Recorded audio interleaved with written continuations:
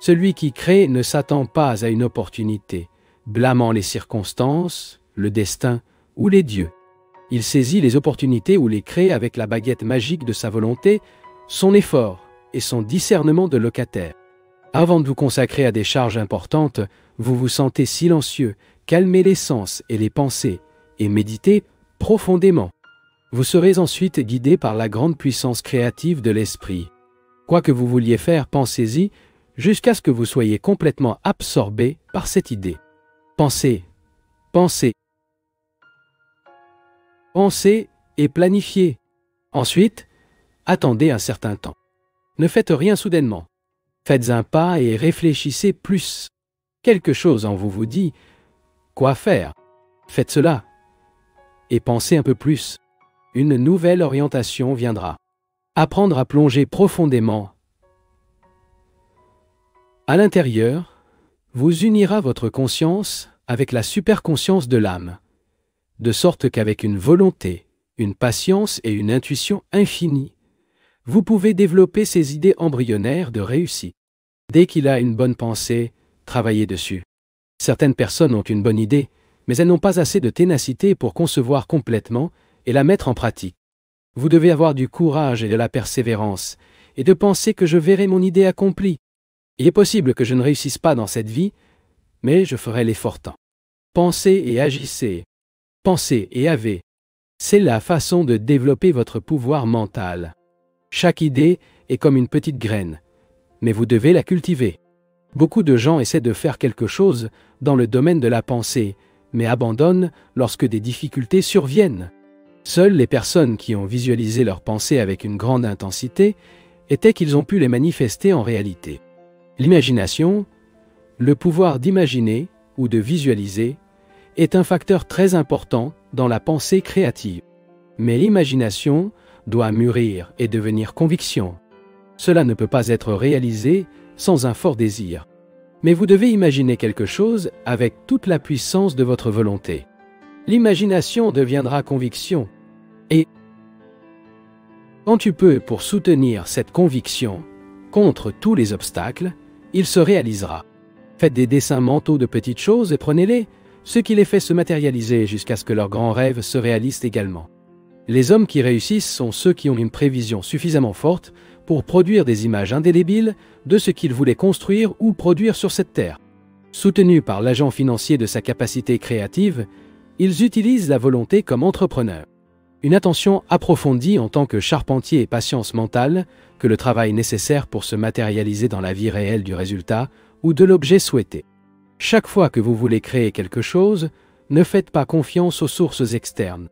Approfondissez et recherchez la source infinie. Toutes les méthodes de réussite commerciale, toutes les inventions, toutes les vibrations musicales, toutes les pensées inspirantes et les œuvres écrites sont enregistrées dans les annales de Dieu. Travaillez sur la progression de vos relations avec Dieu. C'est la partie la plus importante de toutes les pensées de manière créative. L'homme le plus sage est celui qui cherche Dieu. Le plus réussi est celui qui a trouvé Dieu. Le succès n'est pas une question simple. Il ne peut être évalué que par le montant d'argent et des biens matériels que vous avez. Le sens du succès est beaucoup plus profond. Il ne peut être déterminé que car votre paix intérieure et votre contrôle mental vous rendent capable d'avoir du bonheur en toutes circonstances. C'est le véritable succès. Les meilleurs enseignants ne vous conseilleront jamais de négliger, mais ils vous apprendront à être équilibré. Sans aucun doute, vous devez travailler pour nourrir et porter votre corps. Mais si vous permettez à un devoir d'être contradictoire les uns envers les autres, ce ne sera pas un vrai devoir.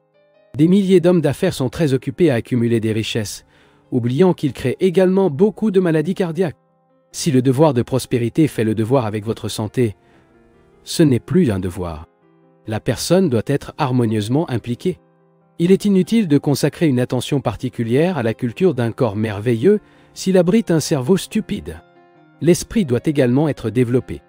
Et si vous avez une santé, une prospérité et des connaissances intellectuelles parfaites, et pourtant, ce n'est pas heureux, cela signifie qu'il n'a pas encore réussi dans votre vie. Quand vous pouvez vraiment dire « je suis heureux et personne ne peut me voler ce bonheur », vous serez un roi. aura trouvé l'image de Dieu en vous. Une autre caractéristique du succès est que non seulement nous apportons des résultats harmonieux et bénéfiques, mais nous partageons également ces avantages avec les autres. La vie devrait être principalement un service. Sans cet idéal, l'intelligence que Dieu vous a donnée ne s'adresse pas à votre objectif. Lorsque vous servez, vous oubliez le petit ego, vous ressentez le grand moi de l'esprit. Tout comme les rayons vitaux du soleil nourrissent tout le monde, vous devez répandre les rayons de l'espoir dans le cœur des pauvres et de l'abandon. Suscite le courage dans le cœur de ceux qui ont perdu le courage et lie leur force dans le cœur de ceux qui pensent qu'ils échouent. Lorsque vous comprenez que la vie est une bataille joyeuse pour le devoir et en même temps un rêve éphémère, lorsque vous vous imprégnez de la joie de rendre les autres heureux, leur offrant la gentillesse et la paix, aux yeux de Dieu, votre vie est un succès de la vie. Tout travail accompli avec le bon esprit amène la victoire sur vous-même. Ce qui compte, c'est l'attitude avec laquelle vous travaillez. La paresse mentale et le travail réticent gâchent l'individu. Souvent, les gens me demandent « Comment pouvez-vous faire tant de choses ?» C'est parce que je fais tout avec le plus grand plaisir et l'esprit de service. Intérieurement, je suis avec Dieu tout le temps. Bien que dormant très peu, je me sens toujours bien parce que je fais mes tâches avec la bonne attitude. C'est un privilège de servir. Le manque de disposition mentale pour le travail s'accompagne d'une apathie et d'un manque d'énergie.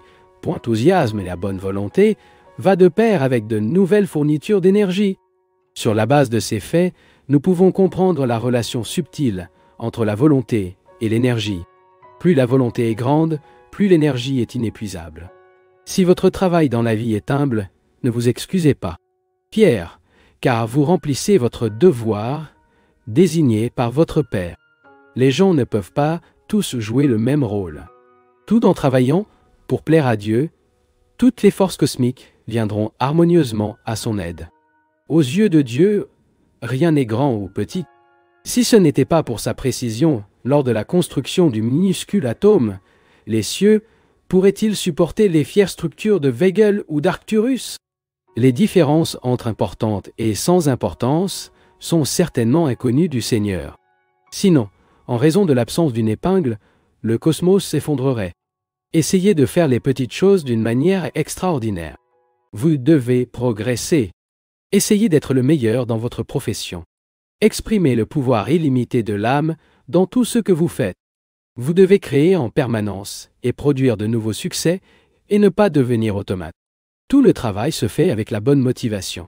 Chercher le bonheur en dehors de nous-mêmes, c'est comme essayer de prendre un nuage. Le bonheur n'est pas une chose. C'est un état mental. Doit être vécu. Ni le pouvoir du monde, ni les régimes de gagner de l'argent ne peuvent jamais capturer le bonheur.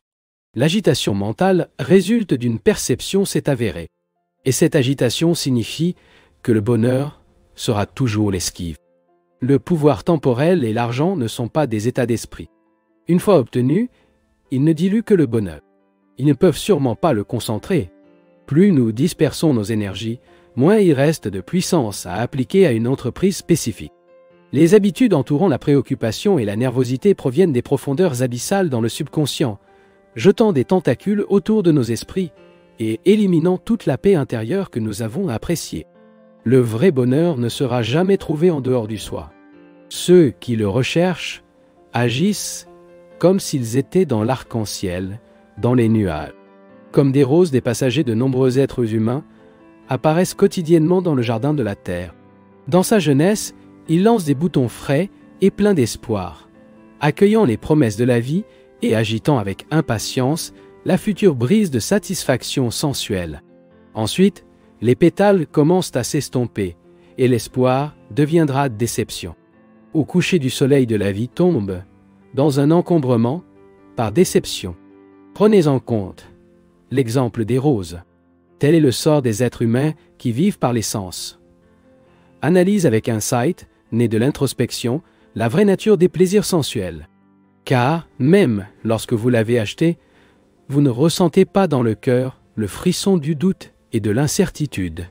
Il s'accroche à des plaisirs, mais il sait au fond que, un jour, ils le trahiront. Un examen attentif montre que l'indulgence sensuelle, en fait, rit de ses partisans. Ce qu'il offre, ce n'est pas la liberté, mais la servitude de l'âme.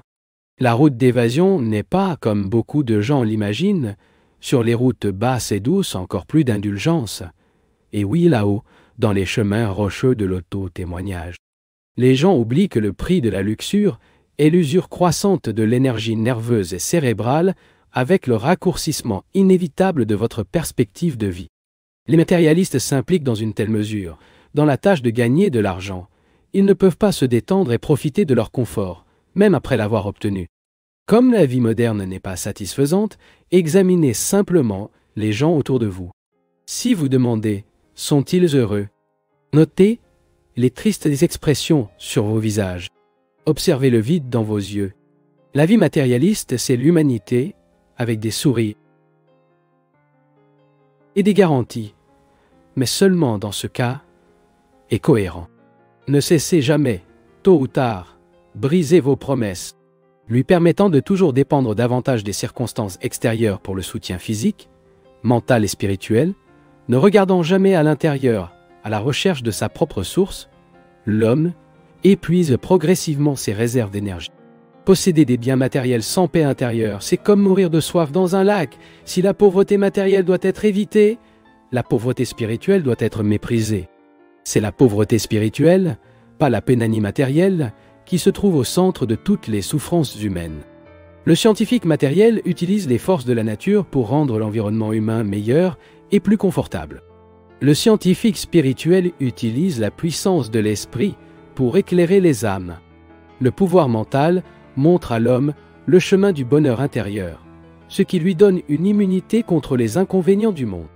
Les deux types de scientifiques qui, à votre avis, fournit les meilleurs services? Le scientifique spirituel, bien sûr, l'amour pur, la joie sacrée, l'imagination poétique, la gentillesse, la sagesse, la paix et le bonheur sont d'abord des sens, à l'esprit ou dans le cœur, et seulement alors transmis par le système nerveux au corps physique. Comprendre et ressentir les joies supérieures de la vie intérieure, et vous les préférerez éventuellement aux plaisirs transitoires du monde. Tous les plaisirs physiques se manifestent à la surface du corps et sont capturés à travers l'esprit, à travers le système nerveux. Vous aimez les plaisirs en plein air des sens parce que vous avez été pris par eux en premier et que vous avez continué dans vos griffes. Tout comme certaines personnes s'habituent à la prison, nous, mortels, avons apprécié les plaisirs immatériels qui ont fermé les joies intimes. Pour la plupart, les sens nous promettent un peu de bonheur qui passe. Mais à la fin, ils ne nous donnent que de souffrance. La vertu et le bonheur intérieur ne promettent pas beaucoup, mais en fin de compte, ils nous assurent du bonheur durable. Par conséquent, j'appelle le bonheur intime et persistant de l'âme, de la joie et du plaisir, les sensations de passage. L'environnement extérieur et les entreprises sont de la plus haute importance. L'environnement extérieur spécifique de la première vie est crucial, car il stimule ou émousse l'environnement intérieur instinctif de l'enfant. Ceci est généralement né avec un environnement mental précédent qui est stimulé lorsque l'extérieur ressemble à l'intérieur. Cependant, si différent, l'intérieur sera probable supprimé. Un enfant instinctivement mauvais peut être corrigé et amélioré en bonne compagnie, et vice-versa. Alors qu'un enfant instinctivement bon, mis en bonne compagnie, sera sans aucun doute encore meilleur. Avez-vous sérieusement réfléchi à la raison pour laquelle vous aimez les plaisirs transitoires et trompeurs, de préférence la paix et la joie durable de l'âme, trouvée si clairement en méditation et intensifiée par elle? En effet, au début, vous avez cultivé l'habitude d'accéder au plaisir des sens. Et il n'a pas cultivé les joies supérieures de la vie intérieure, fournies par la méditation.